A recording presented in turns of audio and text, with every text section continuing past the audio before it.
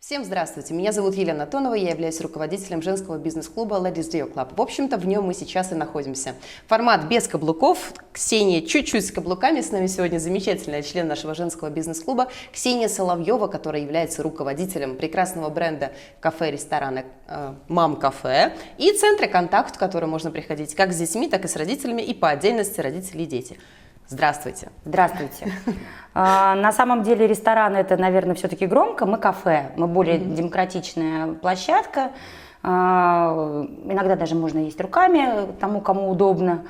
И на самом деле говорить о том, что площадка — это только для родителей, наверное, все-таки нет. Потому что есть люди, которые принимают решение не быть родителями, но при этом они абсолютно нормально относятся к детям. Так вот, это та площадка, на которой не исключено, что вы встретите детей. Поэтому, если вас дети бесят, если у вас своих дома там 15 штук, и вы категорически не хотите видеть детей, то к нам лучше не приходить. Но если вас абсолютно не раздражают детские голоса, детский смех, детские крики, да, если вы не дергаетесь на слово «мама», то добро пожаловать к нам. Мы с Ксенией на самом деле достаточно давно знакомы, поэтому мы на «ты», и я буду ей тыкать. Тыкай. Ксения, скажи, пожалуйста, однажды ты обмолвилась о том, что у вас абсолютно безопасная среда. Что это такое, или я ошибаюсь сейчас в терминологии, но вот что-то было около близко, что там безопасно. Что это значит? Безопасно в плане именно отношения, да, то есть, да, у нас нет столов, на которых углы закрыты силиконовыми резинками, да, у нас нет ящиков, не выдвигающихся, которые могут там обезопасить. То есть она в плане бытовом, наверное, все-таки опасная, потому что у нас есть обычные стулья, обычные столы, дети периодически бьются головой, да, падают. Ну, то есть она в плане бытовом, конечно, обычная среда, но в психологическом плане, конечно, это безопасная среда. У нас персонал весь настроен на то, что если кто-то хочет посидеть в уголочке, к ним не будут лезть. К нам приходят мамы покормить ребенка, и мы смеемся, что мы, наверное, самые лучшие БР-натуры Таи. То есть мы можем держать ребенка, отвлекать, буфетчица тут же начинает с ним разговаривать, мама может спокойно сходить, извините, в туалет, потому что иногда эта роскошь недоступна. Да, то есть, ну, те, у кого маленькие дети, они поймут, потому что так бывает, да. И я горжусь тем, что к нам приходят не только в горе, но и в радости. И в этом году мы вышли совершенно на неожиданный для себя уровень, у нас стали отмечать свадьбы. Ну, то есть это вообще для меня, ну, совершенно непонятная вещь, с чего вдруг в Мам-кафе отмечать свадьбу. Я понимаю, там, крестины, я понимаю, там, 50 лет свадьбы, когда там куча внуков, которые в обычный ресторан отвезти стыдновато, потому что они могут висеть на люстре, лопать шарики, да, там, и из бокала что-то доставать. У нас все это можно. Ты упомянула о грудном вскармливании. Я знаю о том, что ты являешься специалистом, одним из немногих, по-моему, даже чуть ли не единственным в нашей стране, который именно вот прям профессионал, врач в этом. Я, насколько не имею отношения к медицине, могу сейчас ошибаться. Для простых обывателей типа меня расскажи, пожалуйста, поподробнее, что это, с чем это едят и кто ты в этом плане? Я действительно консультант по грудному вскармливанию от Всемирной организации здравоохранения с правом обучения консультантов и с правом супервизии. И я рада, горжусь тем, что девочки, которые работают волонтерами в достаточно сложных случаях, они обращаются ко мне. И есть такие вещи, которые, например, обычному консультанту, женщине, которая откормила и хочет помогать другим. Но раньше все это было проще, да. Раньше все тетки жили тейпами, и старшая тетка, она подходила, говорит, это надо было делать так, а это вот так, и все нормально, да. Сейчас, поскольку мы живем уединенно и все более и более уединенно, то часто у женщины один из самых сложных ее периодов жизни, после родов у нее не получается кормить ребенка, хотя кажется, что это естественно. Нет. Иногда рождаются такие кабачки, которые уверены, что сосать нужно именно так и никак иначе, и мама испытывает дискомфорт, а иногда это и больно, да, а так не должно быть. И тут на помощь приходят волшебные феи, которые помогают это делать. Обычно девчонки справляются, да, но есть случаи, когда, например, у ребенка какая-то ферментативная недостаточность, или маму нужно на какую-то диету посадить, или вот бывают ситуации, когда, например, вот один из самых сложных случаев, ребенок родился, у него не было сосательного рефлекса, то есть мы обучали маму, как это руками делать. Ну да, сейчас те дети, которых я когда-то, извините, пальцами лазила в рот и показывала, что сиську надо сосать так, они уже ко мне в лагерь ходят. Да, у вас совершенно, у вас я сейчас не на «вы» перешла, я имею в виду вообще весь центр «Мама-кафе» и центр «Контакт». Совершенно фантастический какой-то летний лагерь. Я видела на Фейсбуке публикации о том, что вы там цистернами поедаете какие-то продукты. Ты писала, сколько там эти дети на самом деле лопают этой еды, при этом активно занимаются. Какая ваша направленность, какой ваш профиль в детском лагере? В детском лагере у нас основная задача не развлечь, а научить. Научить, например, 2 недели у нас были достаточно сложные. Мы брали детей таких уже отроков, это до подростышей и подростки, и мы их обучали саморегуляции, мы их обучали, как думать, как регулировать свои эмоции. То есть это те социально значимые вещи, чтобы не сразу дать в ухо, а сначала объяснить, почему, а потом уже дать. Ну, если пока объяснял, запал не закончился. Мы работаем с Володей Дорофеевым, дети ходят по Риге, узнают свой город, потому что я считаю, что жить в городе и не знать его историю – это недопустимо. И мы можем научить детей знать, научить, рассказать, научить любить свой город. И Володя успешно с этим справляется, он классно это делает, и вот на следующей неделе у нас опять смена с Владимиром. Мы в этом году рискнули и взяли совсем малышей. Вот сейчас у нас на территории 2 пятилеточки есть, которые уже родители думают на будущее, и мы потихонечку научаем их учиться. То есть мы рассказываем, как держать свое пространство, как охранять свои границы. И для того, чтобы взять, нужно не отобрать, а сказать: извини, пожалуйста, можно я возьму? И мы наблюдаем, как на 3-й день дети, находясь у нас, начинают это говорить регулярно, потому что мы все так делаем. То есть вчера я встретила одну даму, она мне говорит, что ты что-то такая уставшая, потому что я всегда внутри в процессе. Я не могу сказать там: Кать, дай мне, потому что дети здесь стоят. Я говорю: Кать, дай мне, пожалуйста. Кать, извини, можно я тебя спрошу? То есть ты постоянно подаешь пример, и они это впитывают очень быстро. Ну и вот по цифрам за 3 дня вот эти вот 9 детей съели 5 кило черники. Это если про цифры. Правильно ли я понимаю, что дети не слушают, а смотрят? То есть они смотрят, как происходит вокруг, и именно оттуда черпают свою информацию, свое поведение? Сейчас я включу тренера и скажу: у детей до школьного и раннего школьного возраста имитационное поведение. То есть это называется имитационное поведение. Да, то есть это когда он смотрит и повторяется взрослым. И если вы будете говорить: а так делать нельзя, да, то он будет делать именно так. Потому что он увидел, что вы делаете так. Вот откуда, оказывается, ноги-то растут. Да. Про ноги мы не будем говорить, мы будем говорить дальше на тему сезона. Сезонность есть ли у вас в центре, и что у вас планируется в сентябре? Потому что сейчас с 1 августа, я поздравляю, я не знаю, когда выйдет наша передача, но сегодня конкретно последний месяц лета начался. И все равно лето. И все равно лето, но впереди сентябрь, впереди, как называют, сезон. Есть у вас такое? Сезонность есть, конечно, мы лето всегда отдаем под детские лагеря. Июнь мы заканчиваем какие-то там семинары, которые еще идут. У нас еще впереди целых 4 смены лагерят, да, а сентябрь мы начнем с 3 сентября. Приезжает замечательная израильская писатель, ученая. Она вообще когнитивный психолог и просто потрясающая женщина, Лея Веденский, она не первый раз уже здесь. Человек, я не могу говорить очень долго. Наверное, самое важное то, что она психолог-ЧСник, то есть она работает в чрезвычайных ситуациях. Это теракты, это онкологические заболевания, это какие-то случаи, когда кажется, что вот уже все дно, а это совсем не дно, это переход на новый уровень. И 3 числа у нас начнет работают целый цикл семинаров с Леа.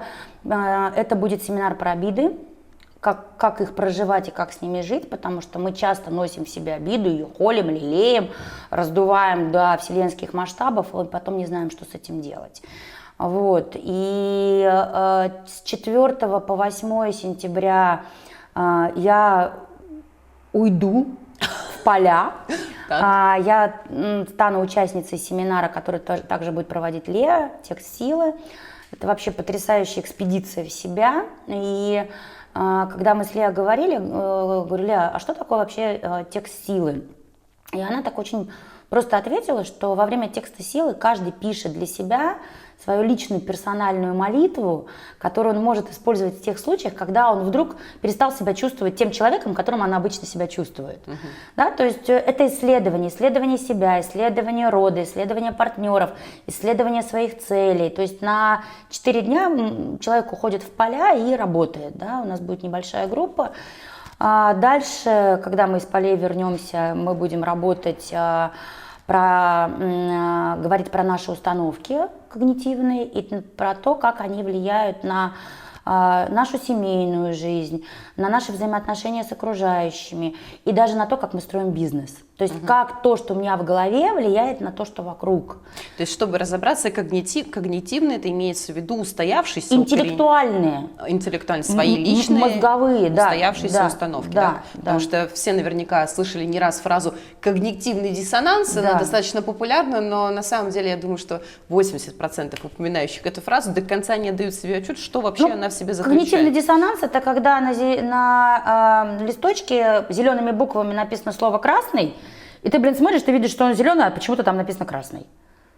Вот, это как бы самый простой пример, да, я понимаю. И 11 сентября перед отлетом Леа у нас будет семинар про страхи. То есть мы взяли, наверное, самые важные точки, обиды, мои установки в голове, которые мне мешают жить, да, и строить свое собственное счастье, успешность, бизнес, семью, еще отношения какие-то, да, и страхи. А дальше начнется новый сезон семинаров «Эмоциональное воспитание ребенка».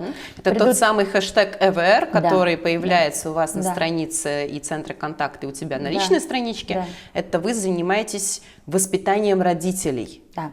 На самом деле очень многие родители, приходя на семинар, они уверены, что ЭВР – это эмоциональное воспитание родителя.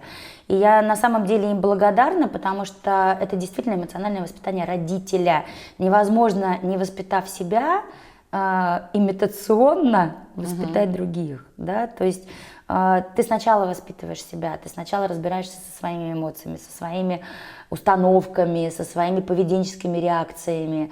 Потому что, например, когда, я не знаю, мама орет на ребенка: не ори на меня, да, то, естественно, она через какое-то время получает в ответ то же самое, то, что она подарила, да. Вот. Начнет работу группа родителей-подростков, путеводитель по воспитанию подростка. Начнет работу, у нас будет 12 числа сентября семинар для родителей, тех, которые пошли в школу, именно для родителей, которые пошли в школу и собираются идти в школу.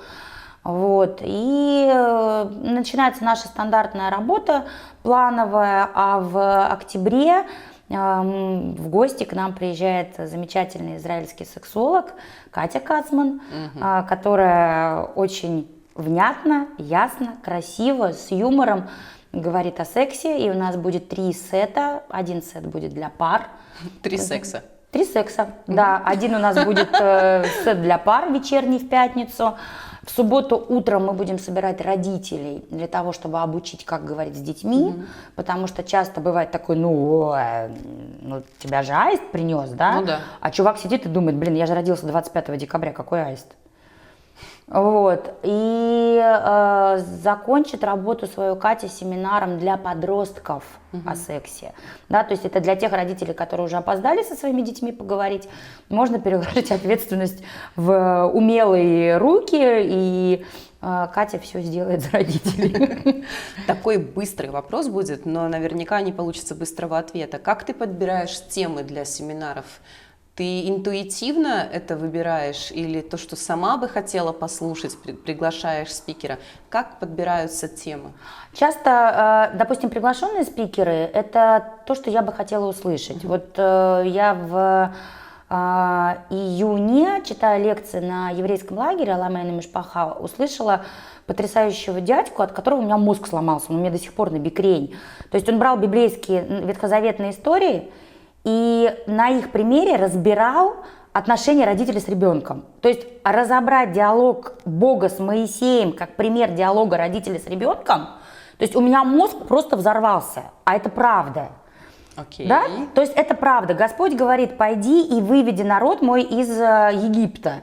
Да? И Моисей молчит, что Господь принимает за согласие. Обычно мы тоже, когда говорим, да, и человек молчит, мы говорим: ну, молчание – знак согласия. А это говорит: нет, продолжай, убеди меня еще. Да, то есть я, когда услышала его, у меня просто сломался мозг, и он приедет в ноябре. И он приедет в ноябре, потому что я не смогу поехать туда, он мечется по всему. Это ходячая энциклопедия, то есть его слушать, ну, я просто каждый его вздох ловила, просто. Вот, и он приедет 14 ноября сюда, это да, это из-за лени, чтобы не ехать и не искать его. Какие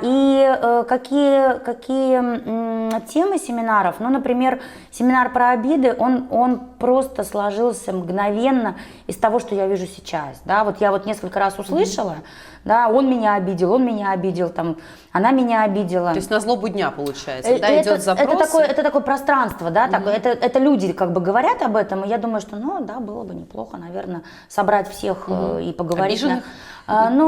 Всех, кто обижается, да, всех, кто считает себя обиженным, и поговорить на эту тему. Где можно посмотреть всю эту информацию, потому что мы сейчас достаточно быстро, за 15 минут, должны были пробежать по всей теме следующего сезона, можно назвать, следующего учебного года. Да. Где смотреть, где изучать, как связаться? Фейсбучные странички Мам-кафе и фейсбучная страничка Контакт, они дублируют друг друга в плане образовательных мероприятий. Мам-кафешная страничка, она более такой лайт-вариант, это более развлекательная, а Контакт, конечно, она более образовательная, и там много разных статей, и там есть ссылки, например, на те мероприятия, которые могут быть полезными людям, которые читают страницу. Вот та же вчерашняя лекция про созависимость у Инги Жегловой. Да, то есть мне очень жаль, что там были свободные места на этой лекции. Лето на дворе. Есть что-то такое, что удалось сделать в этом году, чем безумно гордишься? Что я это сделала? Или еще впереди? Что я сделала?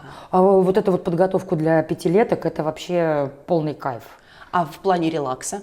Там на море съездила. Ты знаешь, на самом деле мне этим летом действительно удается отдыхать. Вот уже так простроена работа коллектива, что да, удается. И, ну, наверное, одно из самых ярких событий предстоит в эту субботу. 10-й Салацгридский фестиваль музыкальный, да, шикарная сцена на воде, на понтоне. Молодой состав виртуозов Москвы и малыши, которые у Лундина учились в течение нескольких недель мастер-класс. Вот эти вот кабачки выходят и запиливают с виртуозами Москвы, ну это потрясающе, конечно. То есть я очень жду этого события, да. Ну вот. Еще чем я горжусь, тем, что я билеты для детей добыла на Эдмона Дантеса. Это да. На самом деле, я думаю, что вы обратили внимание на то, что с Ксенией можно на самом деле записать не одну передачу по 15 минут, а, в общем-то, записать весь день и сделать перерыв на 15 минут для того, чтобы перевести дух и вернуться обратно. Я искренне рада, что такие люди есть среди нас, и я, в свою очередь, хочу сказать огромное спасибо за тебе. То, что нашла время. Знаю, что у тебя это достаточно сложный ресурс, такой значимый, но, тем не менее, мы здесь сегодня собрались. Без каблуков Ladies Deal Club. Я искренне буду рада, если вы станете тоже частью нашей команды, если вы идейные, восторженные, влюбленные в жизнь, также улыбаетесь и хотите с такими же людьми общаться, это именно к нам. Ladies Deal Club всегда открыт для того, чтобы общаться, дружить и вместе работать. Спасибо. Спасибо.